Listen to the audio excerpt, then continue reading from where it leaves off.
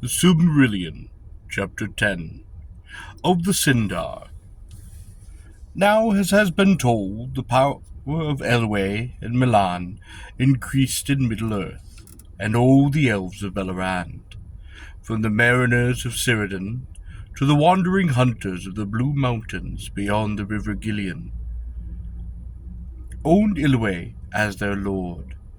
Elu Thingol he was called, King Greymantle, in the tongue of his own people. They are called the Sindar, the grey elves of starlit Bellerand.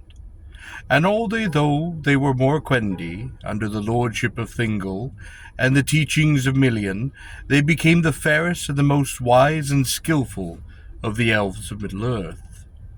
And at the end of the first stage of the chaining of Melkor, when all the earth had peace, and the glory of Valinor was at its noon, there came into the world Lúthien, the only child of Thingol and Melin. Though Middle-earth lay for the most part in the sleep of Yavanna, in Beleriand, under the power of Milan, there was life, and there was joy, and the bright stars shone as silver fires.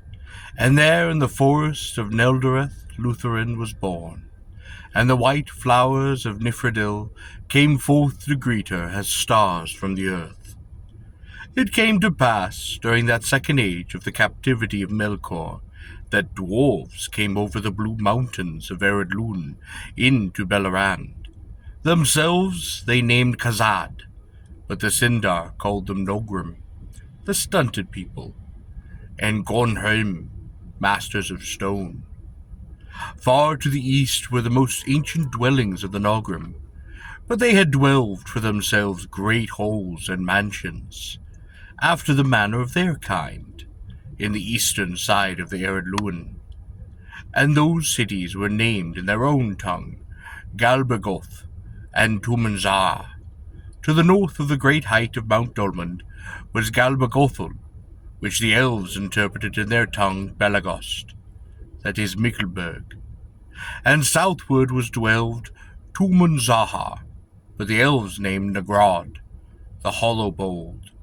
Greatest of all the mansions of the dwarves was Khazad-dûm, the Darrowed elf, Hadrahodran in the elvish tongue, that was afterwards in the days of its darkness called Moria. But it was far off in the mountains of mist, beyond the wide leagues of Eredor, and to the Eldar came but as a name and a rumour from the words of the dwarves of the Blue Mountains. From Nagrod and Belagus the Nogrim came forth into Beleriand, and the elves were filled with amazement, for they had believed themselves to be the only living things in Middle-earth that spoke with words or wrought with hands, and that all others were but birds and beasts. But they could understand no word of the tongue of the Nogrim, which to their ears was cumbersome and unlovely, and few ever of the Eldar have achieved the mastery of it. But the dwarves were swift to learn, and indeed were willing to learn the elven tongue than to teach their own to the alien race. Few of the Eldar went ever to Nogrod and Belgost, save Yule of Nan Elfmoth, and Maglin his son. But the dwarves did traffic into Beleriand, and they made a great road that passed under the shoulders of Mount Dolmend, and followed the course of the river Askar, crossing Gillian at Saranathad, the Ford of Stones, where battle after befell. Ever cool was the friendship between the Nogrim and the Eldar, though much profit they had one of the other, but at the time those griefs that lay between them had not yet come to pass, and King Thingol welcomed them. But the Nogrim gave their friendship more readily to the Noldor in after days than to any elves of men, because of their love and reverence for Yule, and the gems of the Noldor they praised above all other wealth. In the darkness of Arda already the dwarves wrought great works, for even from the first days of their fathers they had a marvelous skill with metals and with stone. But in that ancient time iron and copper they loved to work, rather than silver or gold. Now Milian had much foresight, after the manner of the Maiar, and when the second age of the captivity of Melkor had passed, She counselled Thingol that the peace of the Arda would not last forever. He took thought thereafter how he should make for himself a kingly dwelling, and a place that should be strong, if evil were to awaken again in Middle-earth. And he sought aid and counsel of the dwarves of Belgost, and they gave it willingly, for they were unwearied in those days, and eager for all new works. And though the dwarves ever demanded a price for all that they did, whether or not they delighted with their toil, at this time they held themselves paid, for Milan had taught them much that they were eager to learn, and Thingol had rewarded them with many fair pearls. These Saradan gave to him, for they were great, and great number in the shallow waters from the Isle of Bela. But the Nogrim had not before seen their like, and they held them dear. One there was that was as great as a dove's egg, and its sheen was as starlight upon the foam of the sea. Nymphalos it was named, and the chieftain of the dwarves of Belgost prized it above a mountain of wealth. Therefore the Nogrim did labour long and gladly for Thingol, and devised for him mansions after the fashion of their people, delved deep into the earth, where the Isgoldim flowed down, and parted Neldoreth from region. There rose in the midst of the forest a massive rocky hill, and the river ran upon its feet. There they made the gilts of the hall of Thingol, and they built a bridge of stone over the river, by which alone the gates could be entered. Beyond the gates wide passages ran down to high halls, and chambers far below that were hewn upon the living stone, so many and so great that the dwelling was named Minagoth, the 1,000 Caves. But the elves also put part in their labor, and elves and dwarves together, each with their own skill, there wrought out the visions of Milan, images of the wonder and the beauty of Valinor beyond the sea. The pillars of Menegoth were hewn in the likeness of the beaches of Rome, stalk, bough, and leaf. They were lit with lanterns of gold. The nightingales sang theirs in the gardens of Lorien, and there were fountains of silver, and basins of marble, and floors of the many-colored stones. Carven figures of beasts and birds ran up the walls, or climbed upon the pillars, or peered among the branches entwined with the many flowers.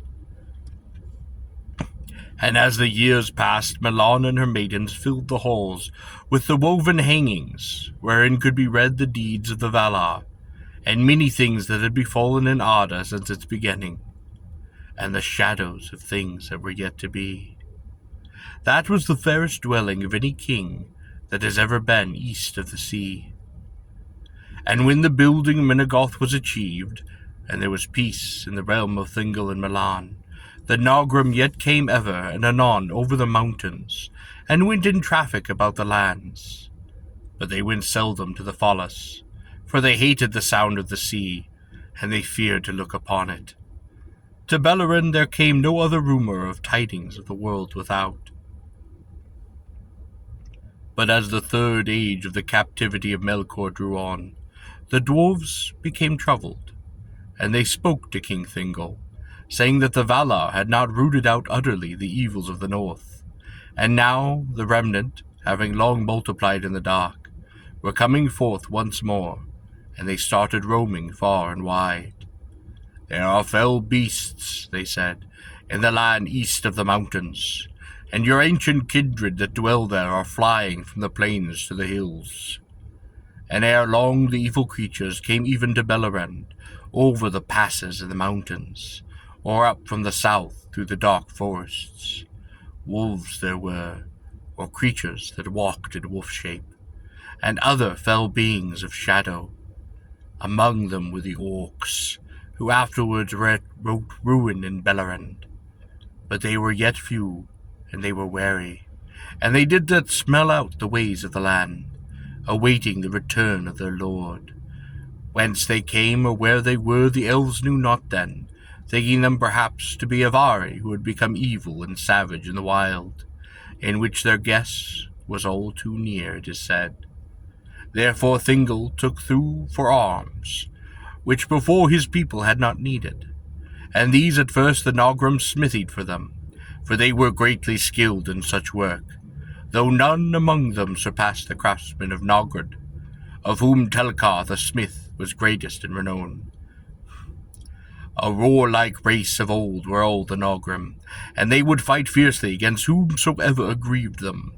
Servants of Melkor, Eldar, Avari, or even wild beasts, and not seldom their own kin, dwarves of other mansions or lordships. Their smithcraft, indeed, the Sindar soon learned of them, yet in the tempering of steel alone of all crafts, the dwarves were never outmatched, even by the Noldar. And in the making of mail of linked rings, which was first contrived by the smiths of the Belagust, their work had no rival. At this time, therefore, the Sindar were well armed, and they drove off all the creatures of evil, and had peace. But Thingol's armories were stored with axes, and with spears, and swords, and tall helms, and long coats of bright mail, for the hauberks of the dwarves were so fashioned that they rusted not, but shone ever as they were new burnished, and that proved well for Thingol in the time that was to come. Now, as has been told, one Linwë of the host of Olwë forsook the march of the Eldar at that time, when the Teleri were halted by the shores of the great river upon the borders of the westlands of Middle-earth. Little is known of the wanderings of the Nandor, whom he led away from Anduin. Some, it is said, dwelt age-long in the woods of the vale of the great river. Some came at last to its mouths, and were dwelt by the sea, and yet others passing by arid Nimruls, the White Mountains, came north again, and entered the wilderness of Eredor, between Eredlun and the far mountains of mists. Now these were a woodland people. They had no weapons of steel, and the coming of the fell beasts of the north filled them with great fear, as the Nogrim declared to King Thingol and Menegroth. Therefore Denethor, the son of Linwë, hearing rumour of the might of Thingol and his majesty, and of the peace of his realm, gathered such a host of his scattered people as he could, and led them over the mountains into Bellerand, where they were welcomed by Thingol, as king lost and returned, and they dwelt in Osserand, the land of the seven rivers. Of the long years of peace that followed after the coming of Denethor, there was little tale. In those days, it is said, Darien the minstrel, chief lore-master of the kingdom of Thingol, devised his runes, and the Nogrim that came to Thingol learned them, and were well pleased with the device, esteeming Darien's skill higher than did the Sindar, his own people. By the Nogrim, the Sith were taken east over the mountains, and passed into the knowledge of many peoples, but they were little used by the Sindar for the keeping of records, until the days of the war, and much that was held in memory perished in the ruins of Dorith. But of bliss and glad life there is little to be said. Before it ends, as works fair and wonderful, while still they endure for eyes to see, are with their own record, and only when they are in peril, or broken forever, do they pass into song. In Bellerand in those days the elves walked, and the rivers flowed, and the stars did shine, and the night flowers gave forth their scents, and the beauty of Milan was at the noon, and the beauty of Luthrin was as the dawn in spring. In Bellerand King Thingol upon his throne was in the lords of the Maiar, whose power is at rest, whose joy is as in air that they breathe in all their days, whose thought flows in a tide untroubled from the brights to the depths.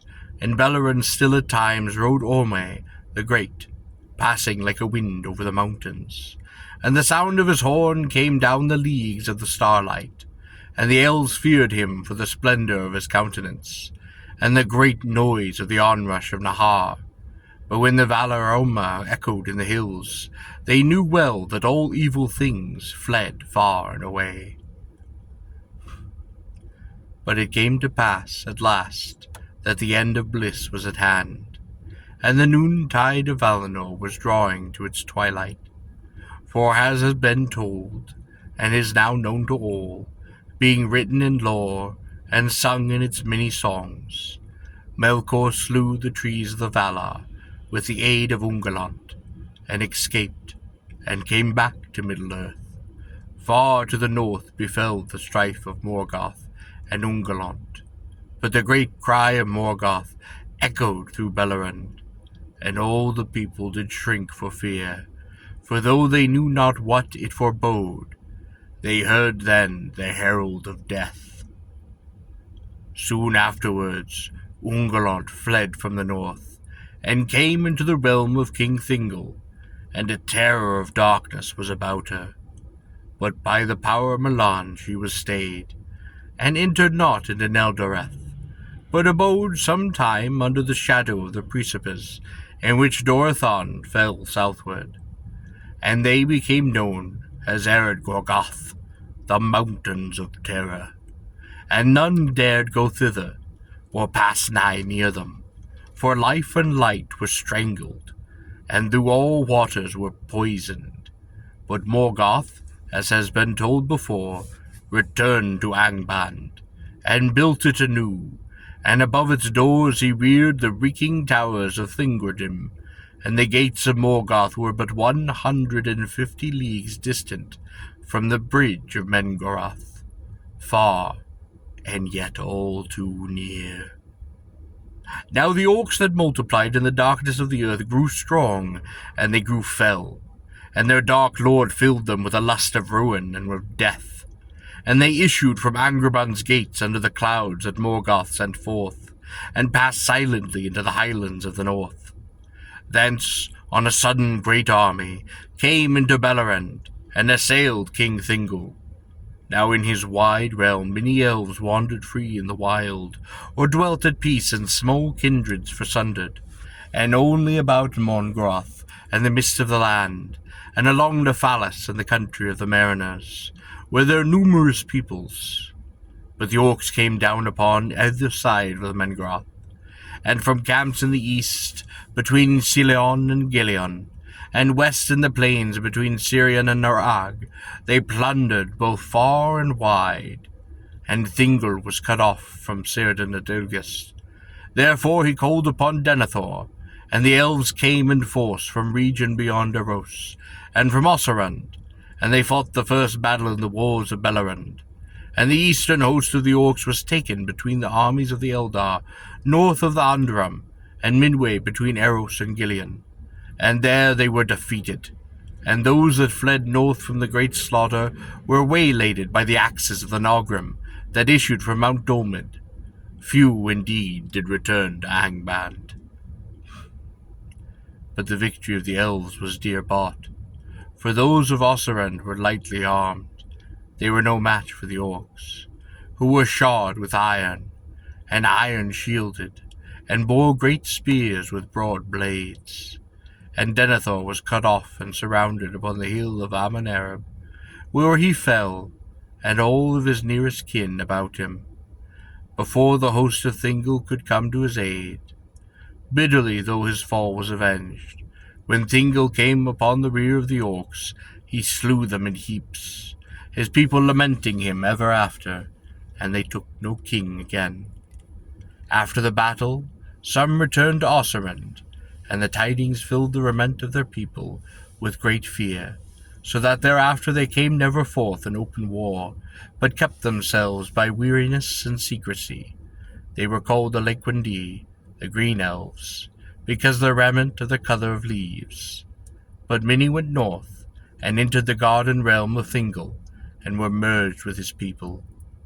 And when Thingol came again to Menegoth, he learned that the orc host in the west was victorious, and had driven Círdan to the rim of the sea. Therefore he withdrew all of his people that his summons could reach within the fastness of Neldoreth and region. And Milan put forth her power, and fenced all that domain around about with an unseen wall of shadow and bewilderment, the girdle of Milan. And none thereafter could pass against her will, or the will of King Thingol, unless one should come with a greater power than that of Milan the Maya. And this inner land, which was long named Elgador, was oft called Dorath, the guarded kingdom, land of the girdle, wherein it there was yet watchful peace, but without there was peril and great fear, and the servants of Morgoth roamed at will, saved in the walled havens of the Phallus. but new tidings were at hand, which none in Middle-earth had foreseen, neither Morgoth in his pits, nor Merland and Menagorth. For no news came out of Aman, whether by messenger, or by spirit, or by vision in dream, after the death of the trees. In the same time Fëanor came over the sea in the white ships of the Teleri, and landed in the firth of Denegrest, and there burned the ships of Loscar.